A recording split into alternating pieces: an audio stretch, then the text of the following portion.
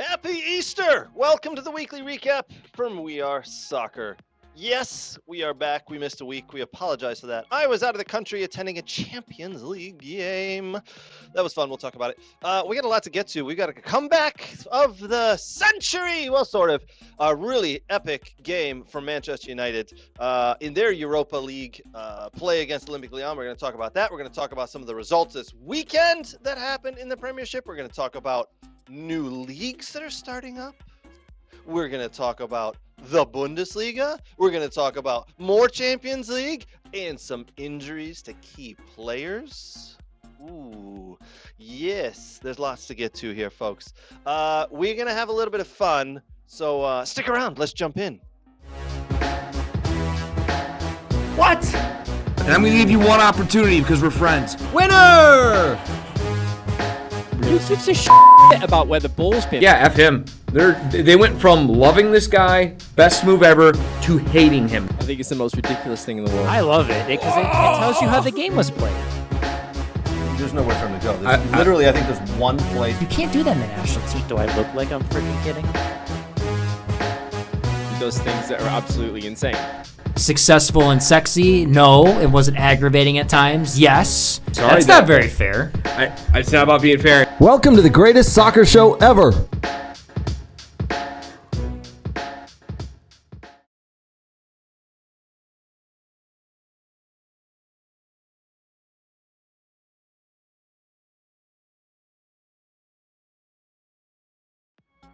Yes, hello, welcome, happy Easter. Hopefully you enjoyed some time with some family and friends and some good food this afternoon today. And this weekend, hopefully you got a chance to enjoy some of that fabulous football that was being played. There was some games yesterday. There were some games today, which hopefully you got a chance to sit on the couch and watch. I watched a couple, thoroughly enjoyed my game yesterday, Aston Villa versus Newcastle. We're going to get to that. Aston Villa, one of the informed teams in the world right now. Incredible. Hopefully it can last. We'll tell you why there. All right, we got a lot to get to, but it's not just me here in the studio. I'm sat here with my good friends Nate and Brooks. Nate, how are you, buddy? Doing all right? Still trying to adjust from a food coma. Oh, yeah. Other than that, I'm all right. Yeah. I want to hear about your Champions League experience because I went to a game Yeah, I know you did. many years ago. It was Tottenham versus CK Moscow. Oh, that's a good game. Yeah. Two good teams. Yeah, it was. I mean, at the time they were. I don't think either of them had anything to play for, but it was just kind of a fun thing to watch. Yeah. It was in Wembley.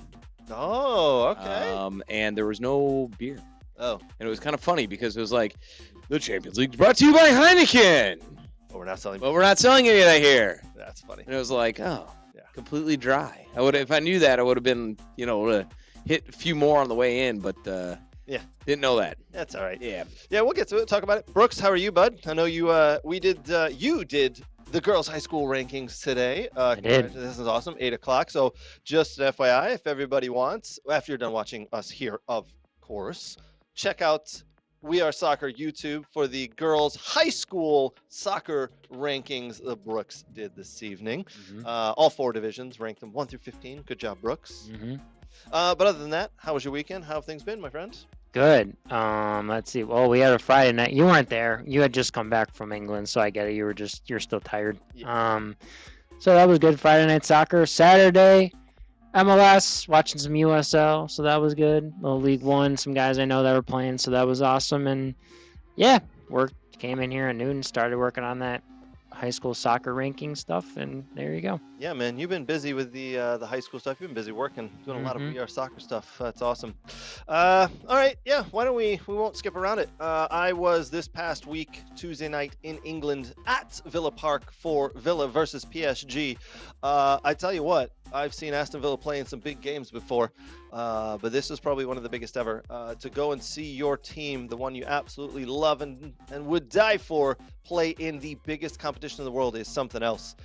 So my dad and I were sat there watching our beloved Aston Villa, and we went down 2-0. I mean, after the first leg in Paris where we lost 3-1, to go down 2-0 and you're down 5-1 in aggregate, you just kind of, the whole crowd just went, oh boy, popped a balloon and all the air came out. But then we got a goal and made it essentially 5-2 on aggregate. And we're thinking, okay, we may not win the may not win the tie overall, but maybe we can win today's game. We're down 2-1 at halftime. So my dad and I went in under the stands and had a beer and we chatted. And then we said, if we can get a goal here early in the second half, this will be fun. This will be good, but we're still happy to be here. We're still happy to be watching our team on the biggest world stage. So positive. That's a good thing though. We paid £100 for a ticket. So we're just It's actually not bad. It's not. It really wasn't. It really bad. is not that bad. Was it? Not that bad considering and I'm not sure the conversion ratio, but I know it's more considering for like the FC Cincinnati game for what was it, the Open Cup or one of the cup where they played Messi. I can't remember if it was Open or leagues. I think it was like $200 or $300 I paid per ticket. Yeah, no, it wasn't bad. I think it converted to about 120. Yeah, that's really not that bad. But we were like, we paid a lot of money for the tickets, and I flew over there. Plane flight costs a lot of money, so we were like, let's just make the best of it and cheer the team on. And then out comes it was like a different team that came out. We made no substitutions, which baffled us, by the way. We said we didn't play very well in the first half. We gave up 2 poor goals. The same teams come out. Why haven't we put a couple of different players on here? But all of a sudden, the ball goes in the back of the net, and the Villa were on fire, and the crowd were electric. It was probably one of the top highlighting, the sporting highlight events of my life to be able to sit and be a part of. Did your shirt stay on? My shirt did stay on. It did stay on, yeah. That's a little disappointing to hear. Yeah, it was incredible. The Villa won 3-2. They could have gotten that final goal. It would have tied up the aggregate score 5-5. Then extra time, which at home with the crowd there, who knows? And then penalties with Martinez, who knows? But it wasn't to be. There was only 3 minutes of added time at the end of the game, which baffled me because there were 3 goals scored and substitutions made, and PSG does what any team does when they're just a goal ahead. They were a goal ahead in the aggregate score, taking their time, rolling on the ground. And listen, I'm not no ill towards them. They were doing what they needed to do, but only 3 minutes at a time was a little strange. But it wasn't to be. The Villa put in a great effort. They had one saved off the line. Donnarumma made a hell of a save over his leaning back to tip off. It looked like a sure goal. Just super happy to have done that, and then picked up a new jersey while I was there. So the Villa third jersey here, which post-match Craig Hurd and Papa Hurd. What were we sad? Where did we go to the local watering hole and were there tears, or were we still excited and happy? What was the post match like? And then what? And then go into that. That's what I want. This is what the fans want. This is what you're getting, ladies and gentlemen. You're getting a deep background history of the Hearns trip to England. Yes. Let's go. All right, so after the game, we have about a 30-minute walk back to the car. A 30-minute walk? Yeah. Where the hell did you... I thought there was trains England's not big enough for a 30-minute walk. Did you fall in the ocean on the halfway there? I know. What the hell? But river? We know the traffic around Villa Park, and you're going to sit, and we figured if we parked off-site, and it was. We walked back to the car, and we still beat most of that traffic out. Wait, you guys are driving? Why didn't you just take a train? Because the game ended at 11 o'clock, and trains finished at 11, so by the time we needed to get where we're going... They didn't extend? No, they wouldn't extend. Oh, the Germans do all the time. Anyways, go ahead. So we had a 30-minute walk. One of the first things we said was, I guess we were wrong at halftime when we said subs needed to be made, changes needed to be made, because clearly the Villa came out in the second half with the same team, but just a different tactic. It was incredible. And then we said, listen, we just beat one of the best teams in the world. Overall, they beat us by 1 in aggregate score. But the Villa really, in the last 3 to 4 months, have been playing phenomenal. Here's why. Here's where we're at now compared to where we were 2 years ago. And then we started talking about people like Rashford and where he was good and where he was bad. He was bad in his pressing. He was bad in the first half being lazy. But in the second half, they gave him more opportunity to run down the sides, which is where so we started going into a little bit of the players. And nobody gives a shit about that. What I'm asking is, where did you go drinking afterwards? Well, nobody cares about that, Craig. By the time we got home, it was This is- 11:30, 11:45. So we drank at our house. Oh. Drank at my parents' We thought it was kind of, we wanted more like welcome to Wrexham type of thing. Like No. things you guys didn't like where they talk about the fans going to the pub and drinking after. Well, because it was a late game, because it was a 8 o'clock kickoff, the game didn't end till about just shy of 11. We didn't get home till late, but we had a couple beers at home and then a glass of wine, and then we went to bed very happy. Don't get me wrong, we were very happy. And then we both looked at him and said, man, that game this weekend against Newcastle, whew, that's going to be a big game. Hopefully we don't do a typical Aston Villa and let ourselves down and lose at home. And we didn't this weekend. Wait, you keep saying home. Was there actually, you guys have a house there? My parents have a house. My parents own a condo there, yeah. Oh, okay. I didn't know that. My All right. parents have a Chateau of Hearn down there. Okay. I assumed you're staying at a hotel or something. My parents own a condo, so they're there for Okay. a month at the moment, which brilliant timing, right? They booked it a couple months ago that they were going to be here at this time, and then when we found out the Champions League tie was at home against, PSG, I was like, well, Dad, you're going to be there. You want a ticket? He goes, well, how much does it cost for you to get there? I don't know. $700 round trip. Actually, it isn't bad. Wow, that's pretty good. Round trip? Jumped on it. That and It's not bad at all. £94 for a ticket to the game. Done. Which is all work right off technically because you're now talking about it on We Are Soccer. So this is content. Yeah. This is a paid business trip. Yes. No, Yeah.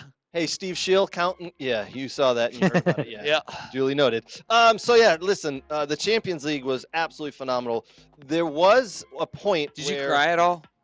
it got Did you- emotional. At one point, and when did you start crying? Man, when they played that Champions When- League anthem, oh my Then? God. Did it bring tears to the herny eyes? Oh my word. When you hear that anthem in your stadium, it's incredible. How about when that third goal went in and there Oh, was my like God. Billy did you start to weep a little bit? Oh, I was jumping up and down. Yeah. I was one of those people who's At the end, was it a total letdown, or are you still just high as a kite on the adrenaline? No, because we were screaming the referee's a wanker the whole time at the end of the game because he only gave 3 minutes of extra time. Oh man, but yeah, Come it on, was- man, you it don't was got good. Fergie time. I know, no Fergie time or Amarin time apparently. Yeah. I don't Yeah, we'll get to that. But no, it was good. It was really good. Now, moving on in the Champions League, why don't we continue there? Arsenal go on to play PSG. get that. And ended a legend's career. Oh, Modric? Nope. Who? What? Oh, Ancelotti. Enchilada. Enchilada, Yeah, yes. because then he got fired. I was about You to- lose to Arsenal, you get fired. Yeah, apparently. Yeah. That's incredible, right? I don't care what you did in the past there, bub. Yeah. You're out. For Arsenal, You're not going to let them finish the season. the funny thing was, so the Villa played PSG on the Tuesday. On the Wednesday, my dad and I went to the pub to watch the Arsenal-Real Madrid game. And on the way there, we're thinking, okay, there's no way Arsenal can mess this up, but there's no way Real Madrid can play as bad as they did in that first leg. Yeah, they could. Arsenal were phenomenal. That was a masterclass over both legs from Arsenal. Absolutely dismantling one of the best teams in the world. One of the best teams in the world who couldn't find a way even to come close to Arsenal. Congratulations to Arsenal. What an absolute masterclass of them. Now, Arsenal get to play PSG, and PSG are so quick. So quick. They have such good defense. This is going to be a good game. Brooks, you were telling me you think Arsenal can actually take this. Now, the favorites, by the way, the favorites in the tournament, there's 4 teams left. So you've got Arsenal, PSG, Inter Milan, and Barcelona. The favorites are PSG. Barcelona's second favorites. Then Arsenal, then last Inter Milan. You're telling me you think Arsenal can take this and take PSG. I do. Why? Got momentum going for it. That's a huge win over Real Madrid. It was. I mean, a dominating performance at home, and then to go into Madrid and do that.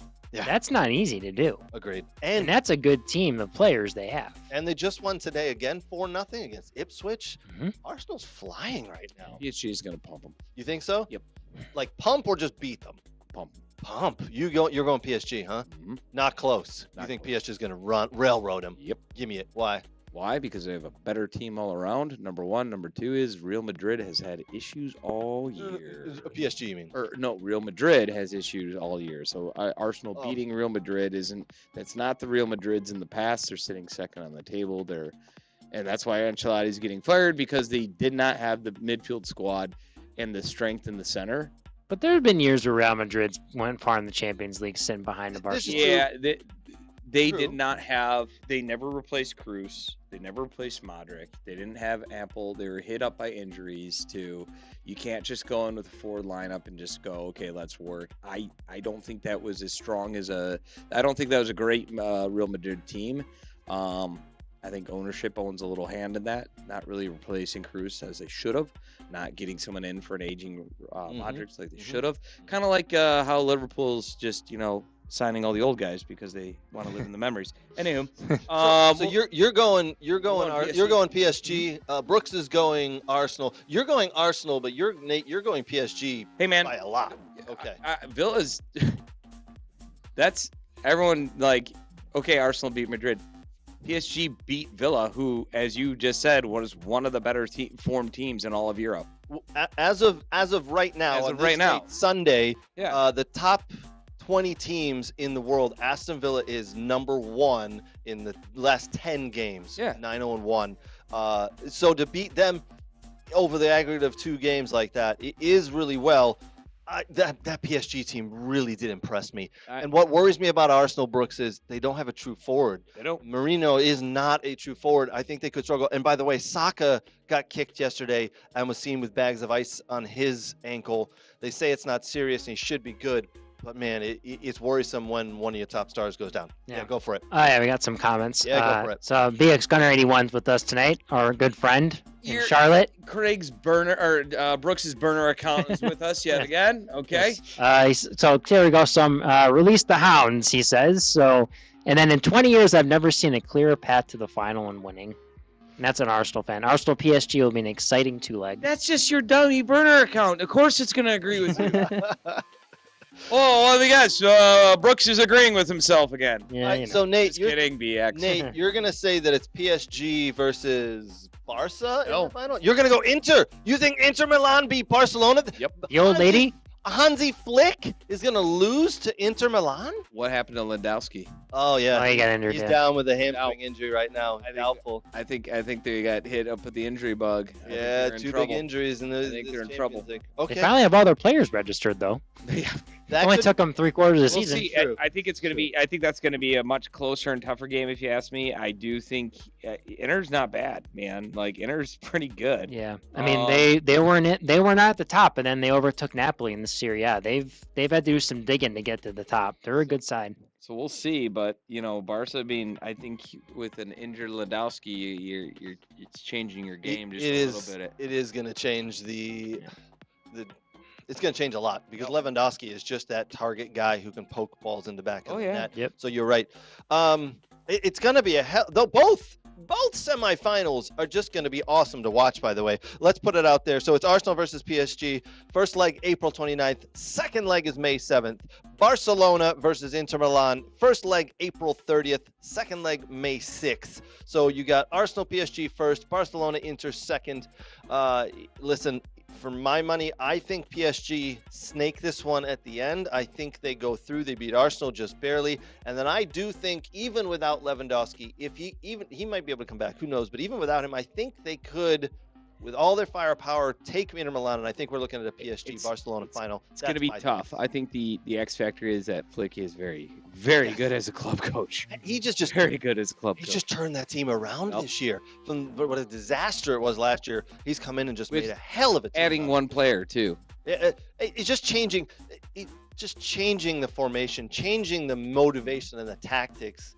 He's really done a phenomenal job. So, rumor mill, if we're staying on Real Madrid Champions I was going to say, hold your horses there. I think we want to get to that one in a little bit. I think we want to get to that one because who's going to be the next coach? We got some thoughts. There's 2 available candidates, highly available candidates. 2 big names out there. Technically aren't doing anything right now. Well, we're going to get to that in a little bit. We stick around. Stick around. Is this what they call a teaser? Teaser. BX Gunner 21 on Brooks's burner account. Tune in. Yeah. By the way, he says Mourinho will dunk on that PSG defense. Ooh, that defense is so quick, man. Marquinhos in the back, they're so quick. We'll see. I mean, I'm not a big PSG fan, so yeah. It's not like I'm sitting here, but I don't know. I think they're a lot better than. I don't think they're going to win at all. I just think they're a lot better than what they are, and I don't value Arsenal. Overall or this season? Period. Yeah, it's been a Oh, man. bit of I a don't strange season. listen until Arteta proves me wrong. I think he's a waste of space. Well, he was agreeing a couple weeks ago. He said, Jake Gunner said as well that even if they won the Champions League, he would still want Arteta gone. Oh, you can't fire him if he wins the I championship. want to hear it now. Same question. If he takes Arsenal to win the Champions League, That's their first ever Champions League, right? I believe so. Yes, yeah. yes, it'll be I their don't first. think he can. I don't think he can. You don't fire the I man don't after think he winning a can. Champions League. He can't. BX Gunner 81. Come on. Now, if that he ends can't happen. it with trophyless, but I do think he's going to end it trophyless. Mm. I think he goes. I think if they end trophyless, Nate, I think they could goes. actually slip down to third. Their team's catching them. He I still think- stands by it. If they win, he league? wants him gone. Oh, He stands by it. Wow, he really doesn't. Brooks, you're good. I mean, Arteta. BX. You really don't like Arteta. My I word.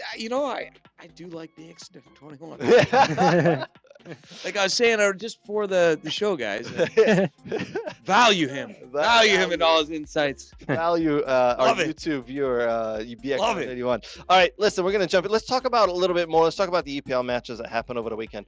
I mentioned it earlier. Aston Villa at home to Newcastle was a massive game after the Tuesday game against PSG at home where we played phenomenal, but listen, I was expecting a letdown. Newcastle, one of the top teams in the world in the last 10 to 12 over the last 10 to 12 games, they have been playing phenomenal. They won 3-0. They won 4-1. They won 5-0. They've been pumping teams. That was a smacking they gave Newcastle. They came to Villa Park, and Aston Villa, as you said, Brooks, just went nope, nope, and nope. I think it's Eddie Howe has pneumonia. That's why they lost. Listen, Eddie Howe has had pneumonia, and I believe he had pneumonia in the last match. But they still won. He was supposed to be out. 5-0. Wow, yeah. They still won 5-0. Yeah. But there's a big difference playing at home, playing away.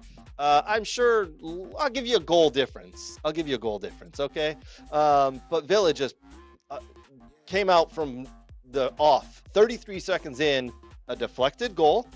Ollie Watkins puts a ball in net, takes a deflection, goes past the goalkeeper to the back of the net. And then Villa do what they do, and they kind of give up a silly goal, a floated goal to the back post. Schär puts it in between Martinez's legs. Shouldn't have got in, but 1-1. And we go into halftime going, okay, what can we do here? What adjustments can we make? Hopefully we're not tired because of the previous couple of games we've played. And Villa just came out and did what they did against PSG in the second half, pumped balls into the back of the net, and it was enthralling. It was incredible to watch. This is not an Aston Villa team that I am normal to seeing win games like this. This is unusual. Now, before we get to the other games here that happened over the weekend, Villa win 4-1. They go up a little bit in the standings. And the next one on Tuesday come calling. They go to the Etihad where we're playing Manchester City. Manchester City win 2-0 this weekend over Everton, but they leave it really late. I checked in on the score in a little bit, and I thought, okay, Everton, you're doing us a favor here. Come on, let's go. Pull out this draw. Let's see what we can do here. Unfortunately, Man City put their foot down and won 2-0 at the end, kind of proving their dominance overall. I still think Villa going into Man City, going into the Etihad, I see Villa winning 2-0 over Man City. I really see Villa doing it. Based on the fact that they just beat Arsenal, I don't know, man. You are drowning Yeah. in Homer juice right now. You're drunk on your own supply, man. Holy crap! Really? They're gonna go to the Etihad?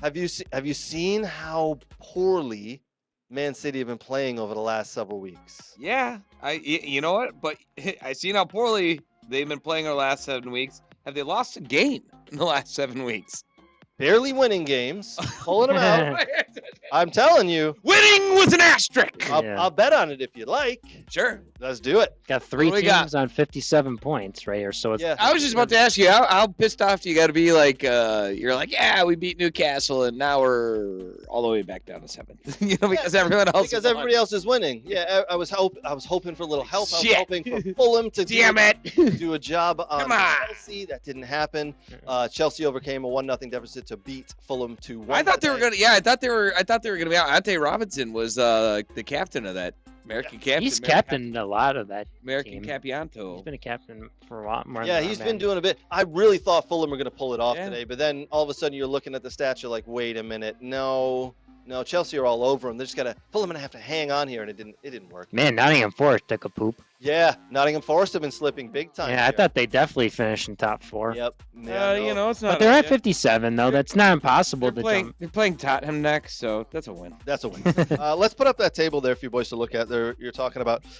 So they're obviously Liverpool. We'll talk about them. They won over 1-0 over Leicester today. They're on 79 points. They could clinch the title this week if Arsenal lose on Wednesday.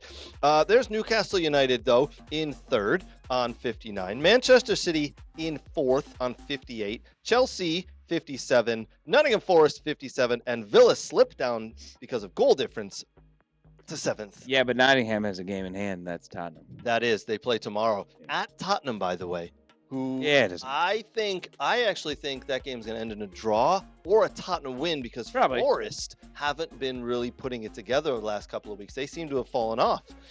As Brooks said, man, they were up to 2nd. They were in 2nd and 3rd for the longest period of time. I think it's They're just the amount of slipping. games that they've been playing. They're still in the FA Cup. You know, I don't think they have a deep roster. You know, I think it just. Even after all the guys they signed. Yeah, but you know, They signed a lot of guys who may not be of quality. that's what I mean. Yeah, like They're not of the ilk. after they make a sub, I think it's you know a little bit of a downward spiral there. But we'll see. We'll see how they round out. All right, yeah. All right, Nate, sorry to cut you off. Yeah, no. All right, I'm going to ask you boys this, and anybody who's watching. Give me the top 5. How does it finish? I'm going to put the table back up. We got 5 games left in the season. 5 games left in the season. Based on what you've seen over the last couple of weeks, how do you expect this to finish out? Nate, who's finishing? We obviously know Liverpool are winning. Yeah. It's not an if, it's a when. It could happen Wednesday. If not, it'll happen next weekend. Who's finishing top 5? Arsenal, I don't see really slipping, to be honest. No one's going to catch them there. No. No, I mean they do have a couple tough games though. They have to play Liverpool at home, and they have to play Newcastle. So, you know, but I think they're settled in. I think it's Liverpool, Arsenal. Agreed. I think City is gonna do 3rd. Okay. I think Chelsea. You think Chelsea will nip in there? Squeeze up to 4th. Okay. I think Newcastle stay 5th. So you've got Liverpool, Arsenal, Man City, Newcastle, and Chelsea as your top 5. Mhm. Kind of as it is right now. Yeah, but with Just City moving up reordered. and Chelsea moving up, And then Newcastle finishing dropping. 5th. Yeah, dropping Okay. to 5th. Okay. Brooks, based on what you've seen, same, or are you putting Forest or Villa into that top 5? I'll go. Obviously, Liverpool's going to win. I don't think anyone catches Arsenal, so I think they'll stay 2nd. I'm going to say Newcastle finishes in 3rd. Okay. I don't think anyone will catch them. City are vulnerable. I don't think Forest will have it, so I think what will happen is I think Chelsea will jump Man City, and I'll say Villa jump Man City as well. So then I'll go 4 Chelsea, 6 or 5 Villa, 6 Man City. That would be the stuff of dreams, not only for me, but for a lot of fans to see Man City finish outside of that top 5. Yeah, but I don't think go how it's going though, they'll still get a Champions League spot with how the English are doing, right? Well, that would be if Arsenal win the Champions League, then it would drop to the next 5. Yeah. Is there don't still see- hope for Europa League for someone to win? Yeah, Yeah. absolutely. 6th place Yeah. gets you Europa. You're right. Yeah. Right now. You're right. 5th gets you Champions League. I'll say you this though, I'm not discounting Villa or even Forest coming in because Villa especially, you guys gotta have an easy schedule. The problem is you have to rely on City and Chelsea, messing up. Newcastle messing up. That's the issue. Just Because I think you guys will actually win majority of your matches out the home stretch. The question is will the others lose do as the well? yeah. Will they? And that's the problem. That's the only problem at this point. 100% correct. 100% correct there. Yeah, I mean that's what it'll come down to actually, whether the other teams can drop off and lose points. Let's get back to some of the games that happened. We talked about Arsenal winning 4-0 over Ipswich. The big one coming out of there is Saka got stepped on, had some cleats raked down the back of his ankle and leg, so he is in ice, but they should be ready for that Champions League game against PSG. Man City over Everton 2-0. Liverpool 1, Leicester 0. That was at Leicester. We're going to talk about that in a second. Actually, no, let's get to it now. So that with that game, with that result, Leicester City are officially relegated for the second time in 3 years and the 5th in the Premiership era. They have been relegated out of the Premiership 5 times, boys, twice in the last 3 years. In the game today, actually pretty interesting, had a youngster, Jeremy Manga, 15 years old. He came on and played. 15 years old, 283 days old. He set the record for second youngest a couple weeks ago. Second youngest player to play in the EPL a couple of weeks ago. Yeah. Anyone watch my Soccer Daily? I noted that. Yeah, did you? I did. Yeah, if you guys haven't watched, Brooks puts out a little video, Soccer Daily, about once a week, usually on Wednesday or Thursday. Check it out. We should call it Soccer Weekly now. We really should. Why don't you call it Soccer Weekly every day? That Jeremy Manga kid has also been linked with Man City, and now that Leicester City have been relegated, they will probably need to sell. Even though it may not bring in a lot of money, they'll need to sell. And why would the kid want to stick around and play in the Championship when he can go to Man City, who's calling? So there you go. He's probably off to Man City. By the way, I'm looking at this table here. Wolves have won 5 straight. Yes, Wolves have done very well. And I don't so Ipswich Town, they're still mathematically able to catch West Ham, even though they're 15 points behind them. Agreed. Not going to happen, but Yeah. yes. Interesting. Yeah, they're gone. It's just, it's not a matter of if, it's a matter of when. Yeah. All right, one of the other games that happened today, Manchester United 0, Wolves 1. Manchester United, after that big comeback win against Olympique Lyon at home, that was Thursday evening. Listen, Manchester United fans riding on a high after that game. That was a hell of a comeback. Down 2 goals with only a couple minutes to play, and they ended up winning 5-4. An incredible game from a neutral's perspective. If you're watching, just entertainment across the board. And then they come in today and lose 1-0 to Wolves, and everybody goes, "Oh my God, look at that!" But if you looked at the lineup, they had a bunch of players out there playing that were just, listen.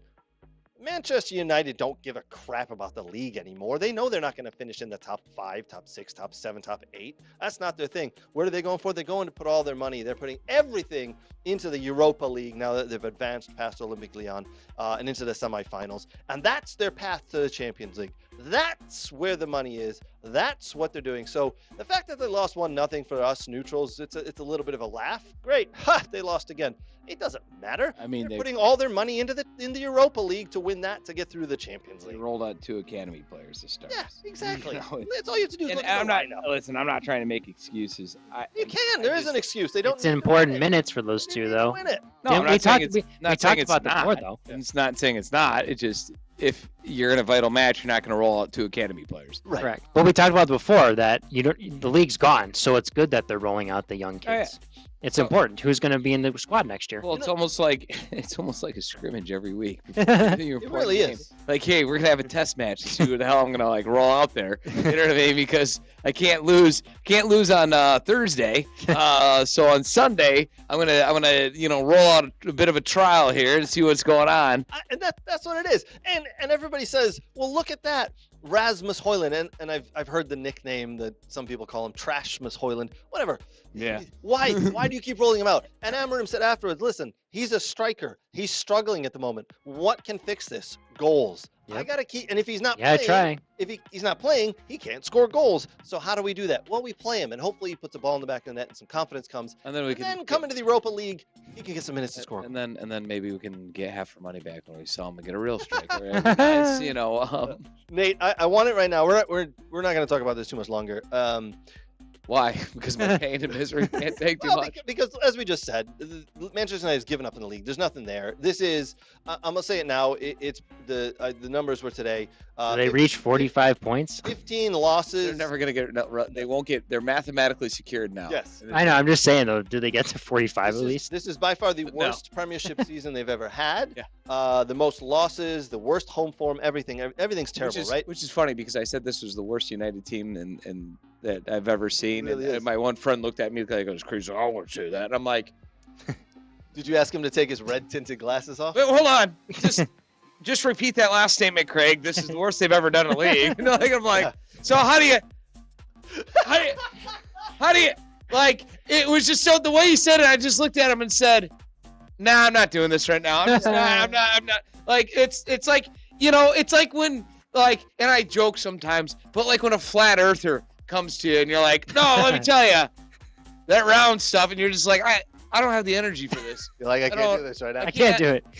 I'm not gonna. No, we're not. No. All right, fine, whatever. Yeah, sure. I get it. The teams that finished first, second, and third for 20-odd years, surely one of those teams were probably the worst team, more worse than this ranked 15th team. You're right.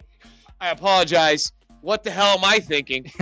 Nate, clearly you do not. I don't know what the hell I'm talking about. I can't wait for someone to tell me I need to play more FIFA online. By the way, I play a lot of that, so I don't even want that on anyone's mouth. You better hope no one watches our show because you're going to get kicked out of the Man United groups. I probably already am. Yeah, this is true. Or they'll play. But they all agree too. It was just as one person. Or they'll want to play him online in FIFA. Oh, I'd smoke him. Yeah. Now I forgot what I was going to say. Anyways, Are we moving on? We are moving on. But I was going to ask one more thing. I think I covered it. Oh no, I got it. Okay, Nate. After you just said that whole piece, I'm going to ask you a question. Can Manchester United win the Europa League? No. No? Don't crush my dreams. No, I mean, that's the only thing they can. It's going to be. This is going to be the best Europa final. It's going to be the battle of 14th place United or possibly Tottenham. Who knows? And 15th place United or possibly Tottenham. It's going to be bottom unrelegated Premier League teams going at it. Two coaches who don't really have a team of players that they really want to coach. This is true. This is very true. Do you think you can beat Atletico Madrid? Do you fancy your chances? I would love to play Atletico Madrid. Are we playing Atletico Bilbao? That's your next. No, it's Athletic. Oh, maybe it is. Oh, it is Bilbao. Sorry, my bad. It is Bilbao. My bad. No, we cannot beat Atletico Madrid. Oh, you cannot. Yeah. You cannot beat Atletico Madrid. Yeah. It's Madrid. I don't know. That's honestly that's the problem. We got the tougher draw of the two. Yeah. I see Tottenham. They'll go forward. Oh yeah. They play Bordeaux or Glimt. I don't know. Yes, Tottenham are going to play in the final. Yeah. So here's Tottenham will play in the final. Well, it's Tottenham. You never know. Hold on though. Sure. If what happened to it was who played them prior? I'm sorry. Look it up there, Brooks. You're right there. But basically, whoever played the Bill. So Lazio. Yeah. That's a good squad. They beat Lazio. So what happened was they had the away game. Or the home game. Mm-hmm. If they get the home game first, and I can't remember how the tie is, and I'm too lazy to look it up.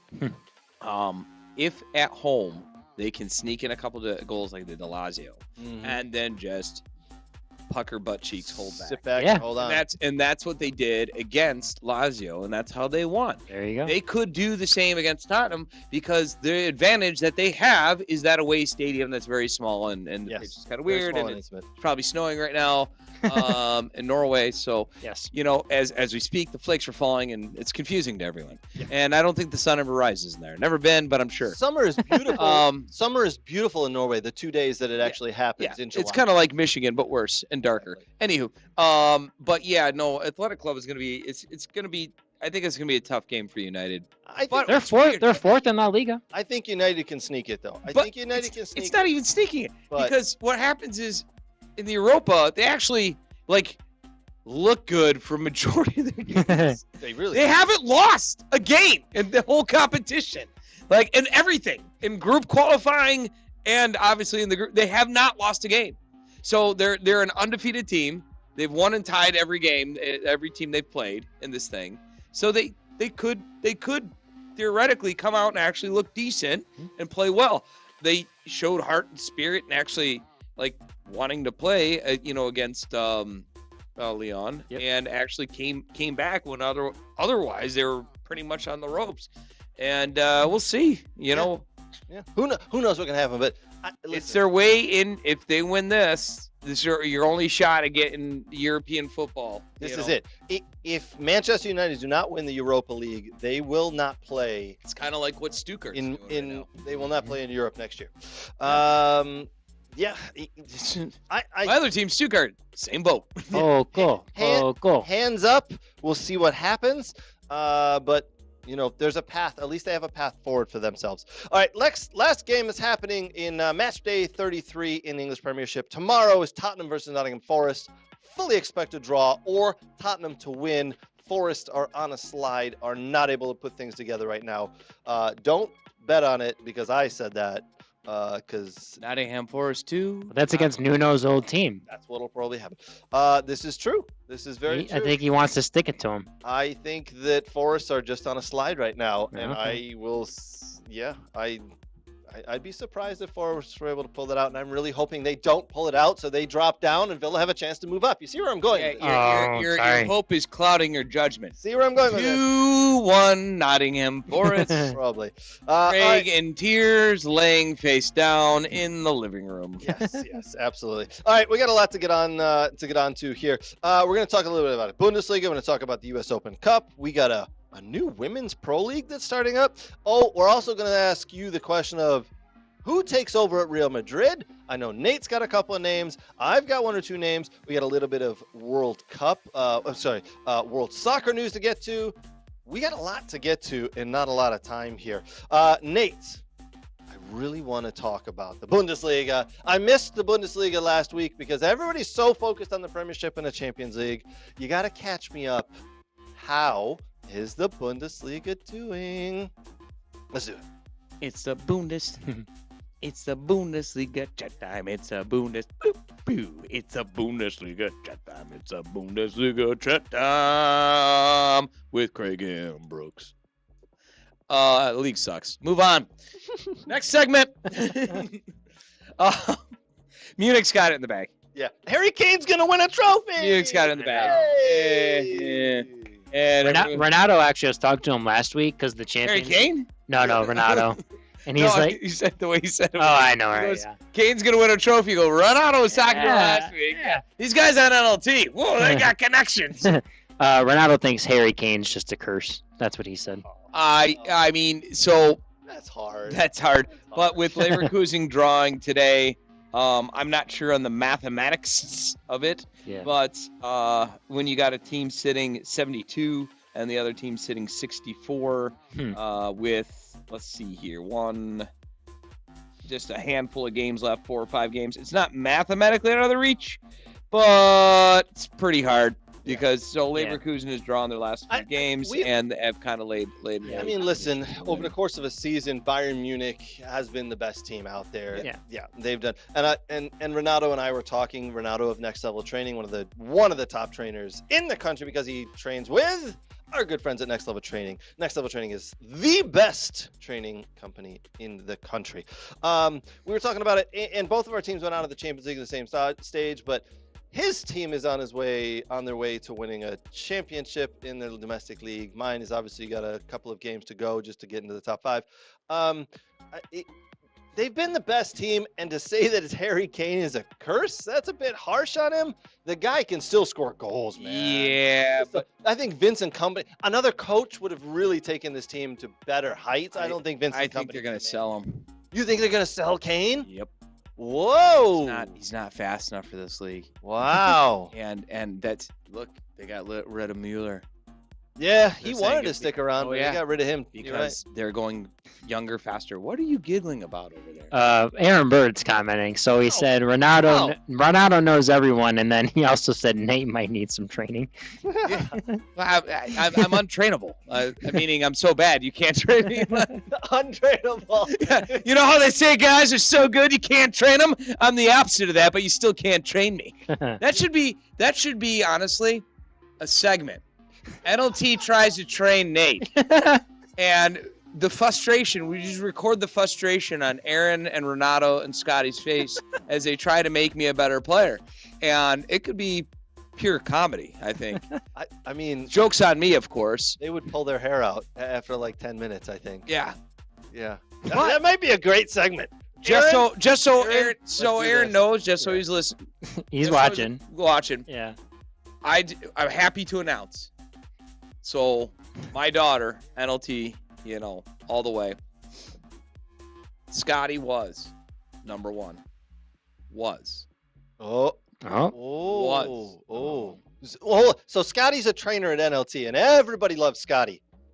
Everybody loves Scotty. Who has overtaken Scotty? According to Sydney, Aaron has overtaken Scotty. Aaron? And I quote. Ah, wow. And I quote. Here's why. And I quote. Man. Because she has big goals, and she believes Aaron can take him there. And he plays pretty cool music. Hey, I work in here, and I think Scotty Ronaldo plays some good music. Well, that's why. That's why fair. Scotty was number one because Okay. of the music selection. Okay. But I apparently go Aaron Dylan. had some like jazzy country or whatever. Oh yeah, he likes that. They Some- played the country Yeah, and and oh yeah. Sydney was hip to that, so now Aaron's number one. So, He goes down a couple of notches in my book for playing country. well, All right. Anyways, back to the Onwards, Bundesliga. So Leverkusen draw today, so that's essentially it's their second draw in a row. handing the victory. Yeah, that's their handing the lead. 2 weeks in a row. Union and St. Pauli, 2 games they should have won. 6 points right there. Only got draws. Kind of unfortunate. I have a theory why the team is not meshing well. Tell me. If someone was on the outs at a really big club, and I think I your coach has connections and ties, picking up what you're putting down here. and Oh, yeah, I see what you're saying. Ipswich are going to be looking for a new coach. Ipswich. And Xavi Alonso. you read my mind. Yes. No. Xavi's going to Ipswich. No, I mean, I think the rumor is there's been talks and almost a deal. A lot of people believe a deal was already signed, and that's why Carlos is being escorted out before the league even ends. You have 2 draws. The league is pretty much over for the Bundesliga. It's not uncommon. Yeah. Very not uncommon in the German league for a coach to leave like before the season's over. Caretaker manager comes in. Actually, the Germans almost prefer that. If you're not with us and you're out, see ya. See you later. Just go. Wow. Which actually, I'm glad Stuttgart re-signed their coach, who is tied to Leverkusen and actually RB Leipzig, to a new 5-year deal. So thank you. Wow. Well, Anywho. Nate, I'm going to put up the table here as you continue to talk. Go for it. Here is your Bundesliga table, as So- you can see. 4 games left. Hope and a prayer for Kane not to get his first trophy, but I think it's in the bag. I mean, again, mathematically, if they lose out and somehow Leverkusen wins out, then okay, yeah, sure. But I don't see that happening at all. So your top of the table, I think, is pretty much done and dusted. Frankfurt will finish out 3rd. They have been doing very well, actually, with Etiteki instead of Omar Mamouche. Dortmund will probably not get back in, but they're actually doing pretty good under Niko Kovac since he's come They in. worked their way back up the table. Yeah, no, they're actually pretty much they're in form of like 3 wins, 1 draw, 1 loss last 5 games. So Kovac has gotten them playing well, but I think it's just too far down. Mainz has slipped up. Freiburg has slipped up and dropped. Leipzig under their new coach has kind of refound form as well. And on to my team, Stuttgart. Yeah, we don't care about the league either. We're doing a Manchester United swan dive, if you will. That's just how we're doing this. But you're in 11th. You have more points than Man United. Yeah, well, we also score a lot of goals. Yeah, you do. What was great? I gotta capture the last match because their last match, Union Berlin away for Stuttgart. They roll in, and literally a goal happens nearly nigh on every 10 minutes in the first half. They played about 45 plus 5. So nearly 50 minutes, and a total of 8 goals were scored. Wow. 4 for Union Berlin, 4 for Stuttgart, and you would think, hey, the good times are going to keep rolling. Nope, not a single goal in the second half. Not a single. Like, they went to the locker room, and both teams were like, hey, we're looking bad. Let's not do this anymore. The best part of this, 4 Stuttgart scores 4 goals. What would you expect their XG to be? Probably at least 2 or something. 2, right? Yeah. Like 3? Yeah. 0.94. Wow. 0.94. That's how loopy. That's how loopy this game was. Wow. Union Berlin scored 4 goals. They're 1.3. So their goals were just weirdly going in every which way, bouncing in over like flicks, trick. Some of the balls went into the upper 90. You're like, yeah. oh, what a rocket. Out of nowhere. And here comes another one. You're like, what? 3 in a row. It was like rockets in the upper 90. You're like, what the hell is going on? Nate, I checked in at halftime and apologize, I didn't watch the full game. Yeah, it's okay. But I saw the score and I was like, oh my God, so I watched the highlights. I'm like, man, this is going to be a great second half. God damn it. What the? No, that didn't turn out right. Anyway, I mean, 8 goals in a game is phenomenal. We got one more. By the way, sorry, Nate. By the way, that was history made in the Bundesliga. 8 goals in the first half. Love it. Of the game. That's history never happened? Made. Never happened. Not in the first half. So we got one more month until the league is over. Basically, April 25th to May 24th. Mm-hmm. Man, time's flying. Anywho, ending as it always does with a poll. So you're going, Nate, I don't care about the Bundesliga. Munich won again. 1-team league. Piss off. Anywho, not a 1-team league when you look at the poll, where you have Arminia Bielefeld, 3rd league team. 3rd league team who's knocked out 5 first league teams to make it to the final. Now, hold on. Here's the thing. It's all their games are home. Every one of they haven't played an away game yet. Oh yeah, because they host. They hosted always host. all of them. I think it's beautiful that they do that in Germany. Yep. I think it's beautiful that the lower league team is the home team on every freaking game. I think it's beautiful. So they hosted all the home games. They haven't traveled. This will be their first traveling game because it's on neutral ground at Berlin's Olympic Stadium, Olympia Stadion, and they will be playing my Stuttgart. Now, some people in this room, some cold-hearted pieces of dog excrement in this room. Oh, he must not be talking about me then. Are rooting for the 3rd league team to win. Who on their right ass mind would do that? What? Now Brooks over here would remind me, oh well, Nate, there's a couple Americans playing. I don't care. There's a college kid that went to Michigan. That went to Maryland that plays on that team. Shut division team to win. Yeah. Shut your face. Who doesn't want the 3rd division? I'm just saying. I'm not saying they should win. I'm just saying. 2 Americans on that team, actually. 2 of them. Okay. There's 2 of them. Corvus is one of them. He's a starter. There's one guy who comes off the bench. Nate, when is this game? This game is May 24th. Oh man, we got a ways. And like a month away. I hope Stuttgart runs wild. I mean, they should. They should. Another 4 goals in the first half. Another 4 goals on 4. Another 8-goal game. Yeah. And ends in a PK. Nice. Oh, good Lord. So it's I think we'll see. We'll see if the cup magic can keep going for Bielefeld. But playing away, I think, is going to be completely different for them. And I'm hoping Stuttgart wins because that'll be their first trophy in nigh on 12, 14 years, somewhere around there. And that's a huge deal for them. Yep. Because it also means they'll be in the Europa. So the winner of this game, you'll either have a 10th mid-table team Stuttgart in the Europa or a 3rd, possibly 2nd division Bundesliga team in the Europa. How awesome is that? It's cup magic, awesome. baby. That's awesome. By the way, Aaron has one more question for you. You sure? Yeah. He says, Nate, how many Americans make the starting 11 for their German national team? For the German national team? Well, none of them. They're all going to the American national team when they have dual citizenship. Maybe Ante Robinson? Possibly. Maybe, but he's not really an American because he's English, technically. Yeah, correct. Yeah. Maybe Pulisic? No, he would be a bench. Starting 11? 0. So, and Aaron, if you're going to be there Thursday, I will have smoked ham for you. Oh. Thanks, everyone, for tuning in to the private conversation between Aaron and I. And Bundesliga chat time. Text messaging never works. Text messaging never works. I did text him. He's a busy guy. Over podcast the whole time. All right, we got a lot of other stuff to get to. All right, let's jump in. We talked about it earlier. Who takes over for Real Madrid after Carlo Ancelotti? Carlo Ancelotti is officially going to be leaving Real Madrid here in a couple of weeks after they crashed out of the Champions League to Arsenal. Goodbye, Carlo Ancelotti. You can now take the job that everybody thought you were going to take last year. You're going to become the Brazil national team head coach. That's already been brokered. It's already been worked on. Good luck over there dealing with the Brazilian national team. Brazil is in a funk. Good luck to you. See if you can get Vinny playing the way he plays in Real Madrid. All right, who takes the job? A couple of names. Nate mentioned it earlier. Xavi Alonso of Bayer Leverkusen is the number 1 name on most people's tongues. Nate? Number 2. Yeah. Number 2. Number 2.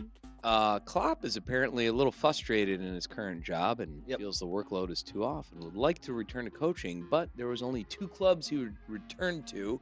Can't remember what the first one he said, but the second one was Real Madrid. They have been in contact, from what I understand. He's 4 months. Jurgen Klopp is 4 months into his RB.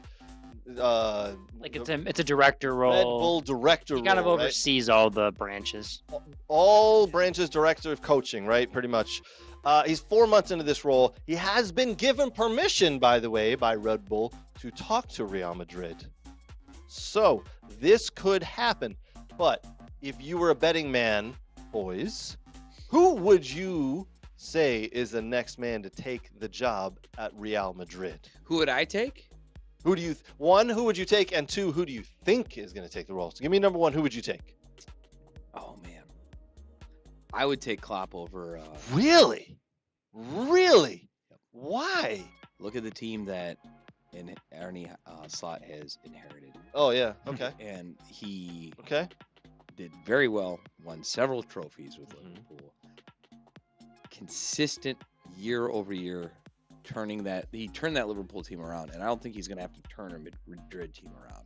He needs maybe 1 or 2 midfielders. So it's not a turnaround job, and he turned before he got there, Liverpool was 8th, 6th most time, and he turned them into a consistently good team, and he's done it he consistently has done it, and he consistently won.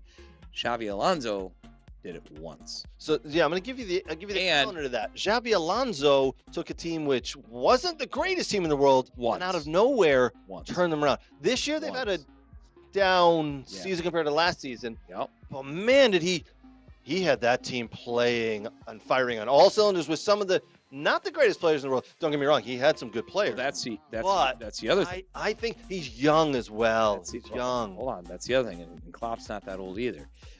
That's the other thing.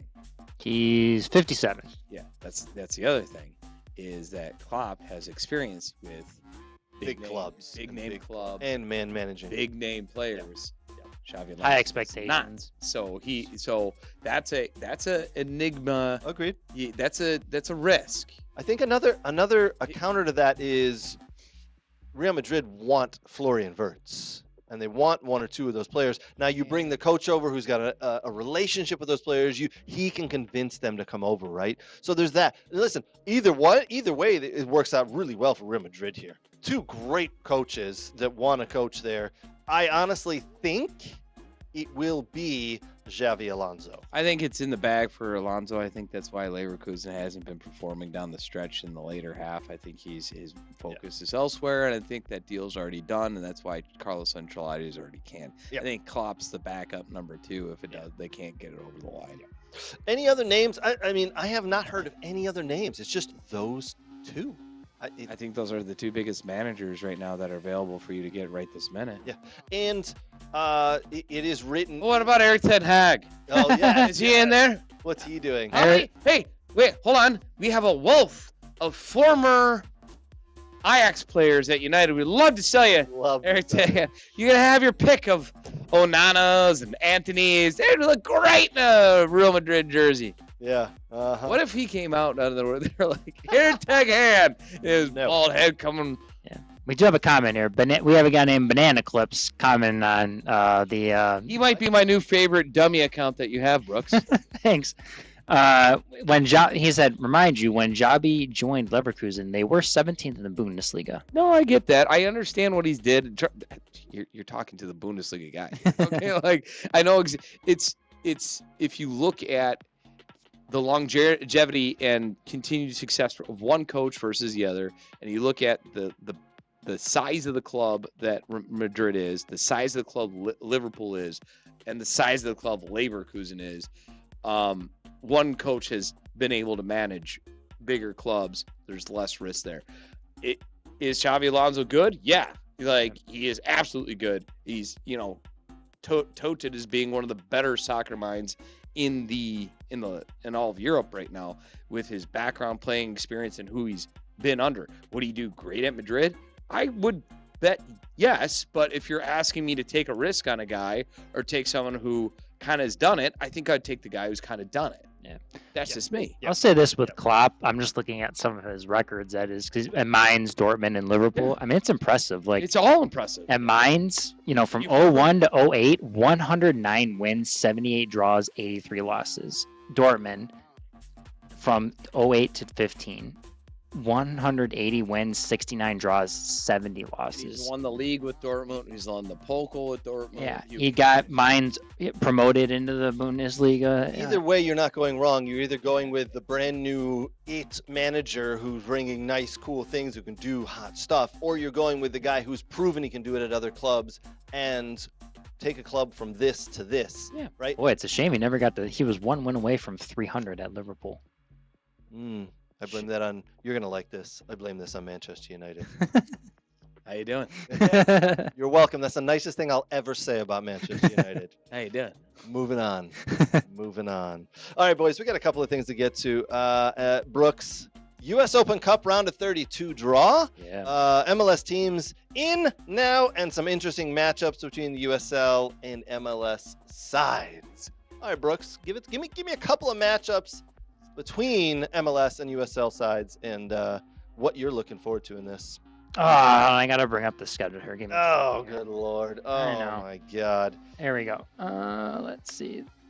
There's actually a lot of intriguing regional matchups between lower division clubs and the MLS sides. The one that strikes me just at the beginning here, the first couple on May 6th, we have NCFC, North Carolina FC, taking on Charlotte. So that'll be an intriguing one. And then we have USL League One side, Chattanooga Red Wolves, going to Nashville. So that's another in-state rivalry there. Our in-state match opponent you'll play against each other. Hopefully Phil Neville doesn't get to this, or he may be fired from Portland since he's not been doing so hot. Tacoma FC, Seattle Sounders' second team, is the last remaining MLS Next Pro team. They will host the Portland Timbers at the good old Starfire Sports Stadium, which is always difficult to play at. So nice. Let's hope Phil Neville can get that one done. Rhode Island hosting New England. That'll be a good one. Rhode Island made it to the USL Championship, the final last year, and lost to the Switchbacks. Tampa Bay Rowdies will host Orlando City. That'll be another good one as well. And then there may be one more here. Let's see. Oh, and then I find this intriguing. It's the first time ever the Fire and Detroit City FC have played. And as everyone knows, it's in the Midwest region. The Chicago-Detroit sports, rivalry is deep with all of our sports teams. So what are we thinking? Like upset for Detroit? What are we thinking in that, guys? It's an away game for Detroit. And it's on a Tuesday night at like 7 o'clock or something stupid like that. Yes, 8 o'clock. 8 o'clock kickoff, which it is going to be really tough for a lot of us to get to. I won't be able to attend it. I wish I was. It's in Chicago. I think because it's in Chicago, because it's a weekday game, not a lot of fans traveling, I think Chicago takes it pretty easily. But Detroit City have been playing super well recently. I mean, they've won 3 games in a row. They are putting Danny Dichio has this team really playing well. One of the top performing teams in the USL Championship. I would love to be able to go see it, but I just can't. I still think Chicago take it, unfortunately. You're stupid. Detroit wins. Shut up. I wish I could tell you that. From my heart, Detroit City win it. Not my unbiased, non-fan base prediction. Chicago sucks. Detroit wins 3-1. 3-1. I like it. They're sitting. So DCFC's third in the table. Fire have been playing very well of late. They just lost to Nate's FC Cincy this past weekend. So they lost 3-2. Take that, suckers. Berhalter has turned that club around. They're playing better, but these matchups, you never know what happens. That's all I got to say. Know. That's all I got to say. Berhalter? Yeah. Berhalter ball. Berhalter ball. Berhalter ball. Yeah, fair enough. And then one last matchup that's intriguing. San Jose hosts Sac Republic. So that's another USL Championship MLS match that's, within the same area of the state. So interesting matchups to see what happens in this Open Cup round. Not so Open Cup. Yeah. It's always fun to watch MLS teams play against lower division USL Championship 1 and 2 teams. So it's great to see. Hopefully a lot of USL teams can win and beat those MLS teams. And hey man, it's always fun to watch lower division teams beat the higher teams. So always good there. All right, we got a couple of things I want to get to here before we end the run for the night. Some soccer news for all of you folks out there. But before we jump in about Virgil van Dijk signing a new contract, before we jump in about Aaron Ramsey going to a new place, before we jump in talking about Kevin De Bruyne and where he could be next year, I do want to say a big thank you to our sponsors and partners. A big thank you to Soccer World, soccerworld.net for all of your soccer gear needs. They got 3 locations here in Metro Detroit, Canton, Rochester, and my favorite, Brighton. Soccer World. Go there. Check them out. Good people, great prices. Thank you to Aaron Bird, who was chiming in earlier, and the Next Level Training Crew. As I said earlier, they are the best trainers in the country, bar none.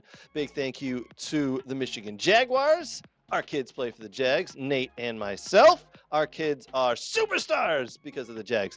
Thank you to the Michigan Jaguars. Michigan Jaguars FC, MichiganJaguarsFC.com for more information about them and the club. And a big thank you to the football doc, Dr. Zachary Atwood. If you're injured, in pain, or want to do some baseline testing, hit up the football doc, Dr. Zachary Atwood. All right, boys. Real quick thing. Yeah. With NLT, 2 quick plugs. Do it to it. You just go too fast. I do. NLT, they've been doing clinics, monthly clinics. You might want to check their website out. Yep. It's actually where it's not dropping, but one single day clinics. Sydney has done a bunch of those. Yeah, and their summer camp schedule is out. I would say their summer camp schedule just dropped.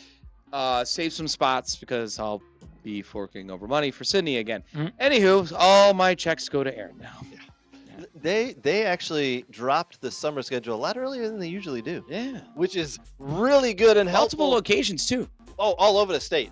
All over the state. Multiple locations. But really helpful for us who want to schedule vacations, because we were always scheduling vacations around. I'm still going to schedule my vacations around NLT camps. Well, only for youth soccer. You vacation? I'm going to Minnesota this summer because my son is playing in the USA Cup for that big tournament. The Michigan Jags. Yeah. So anyway, yeah. All right, onwards. We got a couple of things to get to here, boys. Virgil van Dijk has officially signed a new 2-year contract at Liverpool. So him and Mo Salah, 2 weeks apart, signed new 2-year deals, similar to his current contract, which is about £220,000 per week. That's a great price for someone of his caliber. I think it's a great signing. You're not going to find a leader like him to step in. Better not get hurt. I think he's got another year guaranteed where he performs at this level. The second year, he may drop off. Next year, I think he is going to be where he's at. He's a machine. He doesn't work his body so hard. He's just smart. He's smart. Watching the game today against Leicester, and granted, Leicester are relegated now, but he's just smart. He reads the game so well. Anyway, good signing for Liverpool there. Aaron Ramsey to take over at Cardiff City after the club sacked Omar Riza. I like this. Aaron Ramsey, a very young coach, just finished his playing career. Good for him. If you don't know, he's a former Arsenal player. That's where he really made his name. So good to see that. 2026 World Cup draw to take place in Las Vegas under the lights. Yeah, that's one, and then they are considering possibly in DC. Well, that's what I read, but most likely Vegas. Vegas is where it's going to be for sure. Yeah. LAFC head coach Steve Cherundolo will step down at the end of 2025. Brooks, he wants to move back to Germany. Yeah. Think he coaches a team in Germany, Nate? You could. I mean, you had a long career at Hanover. He did, and he was coaching some of the German youth national teams. Yep. Before he so came he over. Could absolutely start somewhere in there. The timing is strange. Obviously, we've just started the 2025 MLS season. So Xabi Alonso to Madrid and Cherundolo. No, that can't happen. Doesn't work. I don't think that'll work. It doesn't work. It's not going to work. It's just interesting timing. But anyway, yeah, Steve Cherundolo stepping down from LAFC. Yeah, definitely just interesting timing on that. We'll have to find out why that happened. Anyway, more big news. We also know that Kevin De Bruyne of Manchester City is officially leaving at the end of the year. He wrote out a big piece saying thank you to the Man City fans. He's won everything. He's had such a great time at the club for the past 10 years and all this. And then this week it's come out that he actually wanted to stay at Manchester City. They didn't offer him a contract. Because he's aged out. I mean, he really has aged out. Don't get me wrong. You watch him play, and he's lost a step or two, but his brain's still there. So the rumor when we found out he was going to be leaving Manchester City a couple of weeks ago was, could he be headed to San Diego FC? Could he be headed to somewhere else? Brooks, you told me the Chicago Fire is an option as well. They want to give him they want to pay him a lot of money, like millions. So they want to make him one of the highest paid players in MLS. Would be worth it, absolutely, for sure. Kevin De Bruyne this weekend dropped the hint that he's actually open to staying in the Premiership. So a team would want him. Nate, I'm going to put this to you. Should Kevin De Bruyne, after leaving Manchester City this summer, should he stay and play for another Premiership team, or should he head to the United States and play and earn more money and a name for himself here? I would leave the game before the game leaves you. That's a good. Is a that wise is not what I expected. That might be one of the smartest things I've ever heard you say. And that's what I think is wrong with the Virgil van Dijk and most Salah contracts. So I will stay consistent on this one. I get it. Salah's having a career year right before he has to sign a new contract. Coincidence, huh? Right before. Here's the difference for me between Salah, Virgil van Dijk, and Kevin De Bruyne. Mo Salah hasn't lost a step yet. Virgil van Dijk has never been the quickest of foot, but he just reads the game so well. With the midfield play that Kevin De Bruyne has and the decline of Man City, I think you nailed it. Leave the game before you have to step into a team like a Wolves or an Ipswich or whoever's coming up, right? And then it's ugly. Ugly. You know where he should go? MLS, but nope. There's a spot he could stop before that, and they want him back. Saudi Arabia. Oh, does a German club on him? Bremen? Wolfsburg. He flat out when he said he was retired or he's leaving and he still wanted to say, they posted a social media message with his picture back when he was saying, hey, let's run it back. That would be interesting. Go to Wolfsburg. Yeah. Why not? Wolves. I mean, but it's a European club. Bundesliga is a tough league, man. It is a tough league, it's but a young person's league. It is, but there has been mid-30-year-old players who play a central midfield role that do very well in midfield clubs or mid-table clubs. I get it. So he could just do a job in the center with his skill set and coming from the difference is you're coming from here and you're still dropping down to here, right? You're not trying to stay up and you're not going up, if that makes sense. Sure. So the fact he was playing in a faster league that is the Premier League and dropping down to, yes, still a fast league, but not as fast as the Premier League, I think he could do a year or two there. Okay. I'm going to actually stick with the original. I think he should come to the MLS. I think he should build his name here. I think he could play a couple of years, 2 years for sure. I like the Chicago Fire idea, putting him in the middle of the field there. He's the player that would connect everything because it would get Brian Gutierrez out of there, who's not a 10. I really like that idea. Although, obviously, the more appealing option is the sun and the sand of San Diego. Actually, they've said they don't have a lot of interest in him. What? Yes. That could be the dumbest thing I've ever heard in my life. You are an MLS team who doesn't have a lot of interest in Kevin De Bruyne, who can just sit in the middle of the field and ping balls around. Are you serious? They think they have. They do have a good midfield and they move the ball around pretty well. So why disrupt that? I would love to know people. Chicago, he would be the missing piece to help them a lot. Here's the thing, though. Berhalter would ruin him. Yeah, Berhalter would ruin. But no, I do a Kevin De Bruyne be like, when attendance starts to drop, people will go see Kevin De Bruyne. Sure. Kevin, he is such a clever player. People will go see him. So I don't understand that from saying UFC, if that is true. Interesting there. All right, We'll see where he ends up. All right, Inter Miami won last night, 1-0 in front of a record crowd. They beat Columbus Crew. The matchup drew 60,600 fans to Huntington Bank Field, a single game record for a Crew home game and the largest non-NFL event in stadium history. It is the second time this season and ninth time since Messi has joined the MLS in 2023 that Inter Miami has had a road crowd of at least 60,000 plus. This dude is just bringing in people from all over. He may make it. this kid Messi, he played well yesterday too in a 1-0 victory. It was a good goal by Kramashi. It was a great header. Really, he got brave and put his head in there and dove from Kramashi. And then they just kind of sat back and defended the rest of the time, Miami. But hey, that's what they're gonna do. They have a lot of old guys. They gotta conserve energy. Gotta do what you gotta do, you know. Yep. All right, Brooks, we got 2 things left. I want to talk about the MLS table real quick, and then I want to talk about a new league that is starting up in the women's section. All right, let's talk MLS, buddy. Let's do some MLS roundup right now. We're gonna go over the table. What do we got, buddy? Who's looking good? Who are you pleased with? Who's dropping out, and who's really not? Yeah, so you'll be happy. Dean Smith signed an extension at Charlotte, so your former Villa manager. Best thing Charlotte's done in a long time. There you go.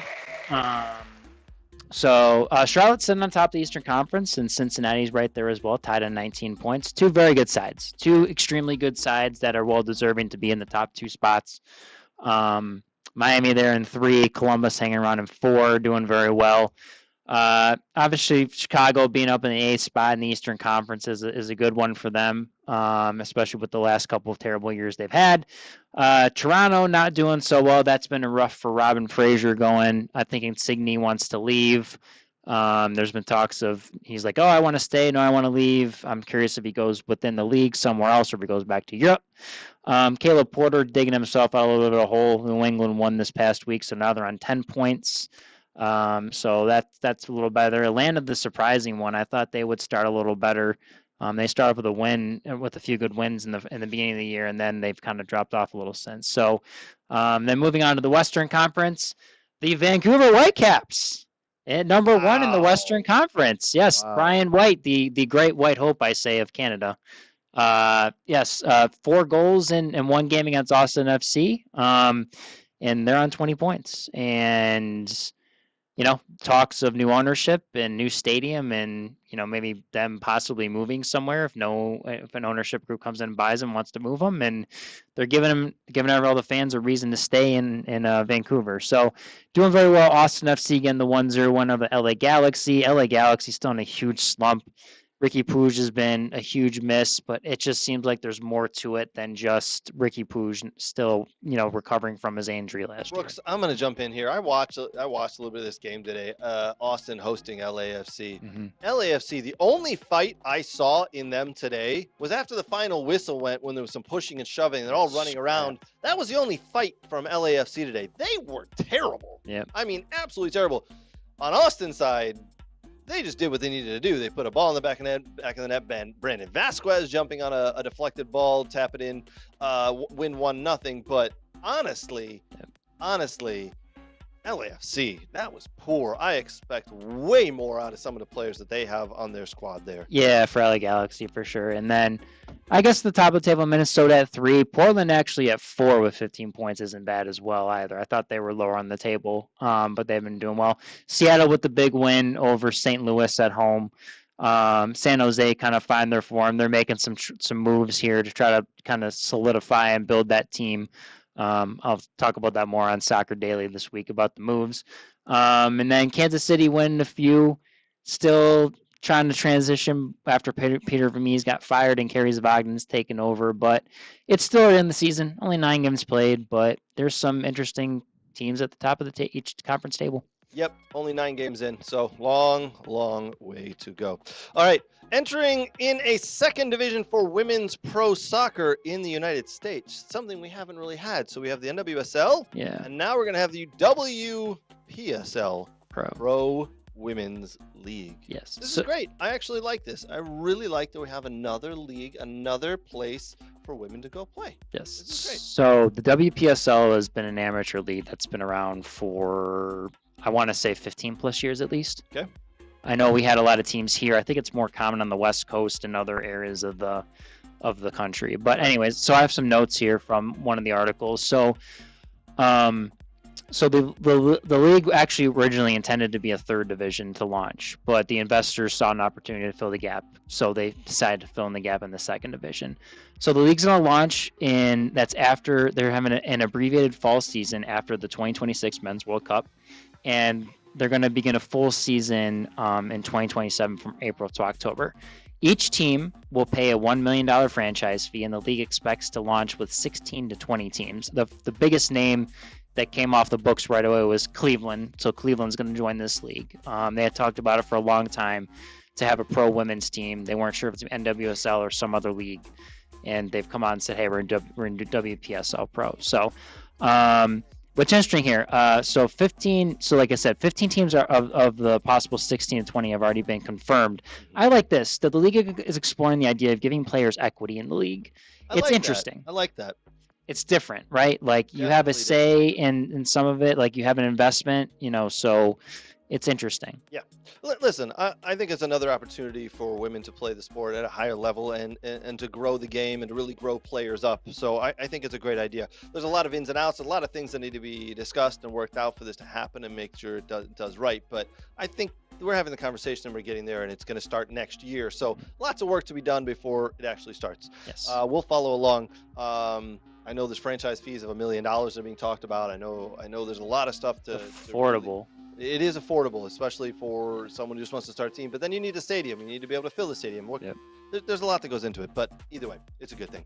All right, fellas, I think that's going to wrap us up for the evening.